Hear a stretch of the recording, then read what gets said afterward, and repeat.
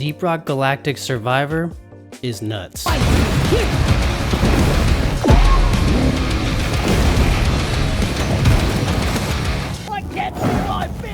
Ghost Ship is going bonkers over there. Deep Rock Galactic is becoming something so much more than just a great game. It's turning into a franchise and a world that is evolving into multiple different game genres, including the recently announced Deep Rock Galactic Rogue Core. But what we have here is its first official crossover to a roguelike version of the DRG universe, jam-packed with all of the same charm, familiar items, enemies, and characters that we already know and love. This, in my opinion, is a port well done. Great success. And I've been having a ton of fun with this roguelite, bug smash, and frenzy. Arm yourself with up to 4 weapons, level up your builds, extract as much material as you can, and get the hell out of there. I'm going to talk about what makes this game so fun, but also what concerns me, and a couple of changes I think could boost this bad boy into the next level. So don't go anywhere. And before we dive deep, make sure to hit that subscribe button for more game reviews, news, and game deals. Now, I'm not usually one to get sucked into roguelike games, but this one's super addictive, and what makes it addictive is its progression system.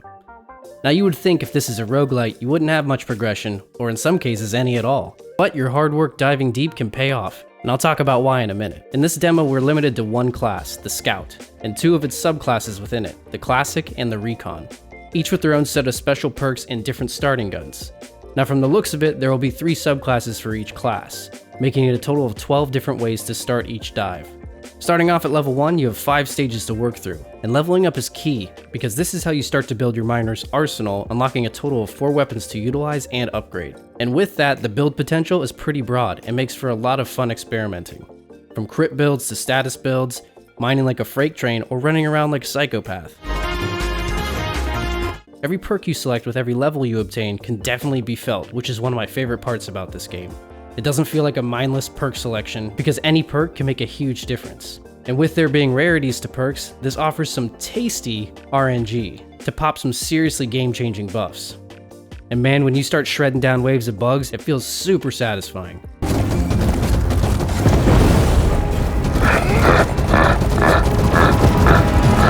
Now, when you get in there, you have all kinds of materials to collect, but the ones that are important to snag to boost you right away are the familiar Nitra and Gold. This is in-battle currency that allows you to buy upgrades after each stage or reroll perks when leveling. The other familiar and also rare materials like Crappa and Magnite are used to boost you permanently. Things such as crit chance, run speed, mine speed, damage increases, and so on. This is one of the major progression systems to DRG Survivor. The other being milestones, which unlock after completing specific tasks such as leveling up a weapon to a certain level, for example. Different rewards from milestones can be adding new weapons you find in deep dives, special perks, and even overclocking. Hell yeah, dude. When I unlocked my first overclocked weapon, my addiction became overclocked. It was even more progression to chase and change up how I played. But alas, even though I'm very much enjoying this game, I have some concerns and things I wish were different. So let's talk about what I think could be changed. Just so you know, this game does not allow you to aim your weapons. It's all auto shooting and auto reload when enemies are near or when you run out of ammo. And while this doesn't bother me and helps you focus on routes, the further I progress, the better I got at the game. And the more I wish I could have force reloaded my weapons to be more prepared for different waves, and the others being able to aim. And I know having 4 weapons to swap through and aim would be kind of a shit show.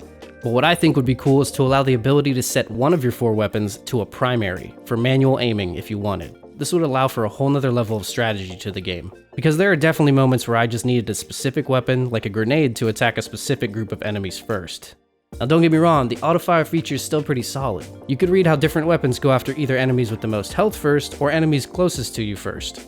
So for what it does work pretty well. I just think it could be so much better with at least one weapon to have manual control. Now let's talk about these concerns. I need to keep in mind that this is just a demo, and we can't even see what the locked items are completely, but I think we can make a good guess. There are currently only 3 biomes listed, and with there being 10 different biomes in the original DRG, to me this feels strange. So I do hope that we'll have all 10 to be playable in the official game. The other is potential for different game modes. I could see multiple ways to change up the game style with custom modes and even adding a co-op option. Because let's face it, one of the best things about DRG right now is co-op, and I know I'd love to play this one with my buddies too. But right now, I can't tell you if they're going to be anything more than just the 5-stage maps. So what have we learned from this demo? They have a great start to an awesome new game, and a new genre for the series. But we are still left hanging wondering what else is going to be in store for this game.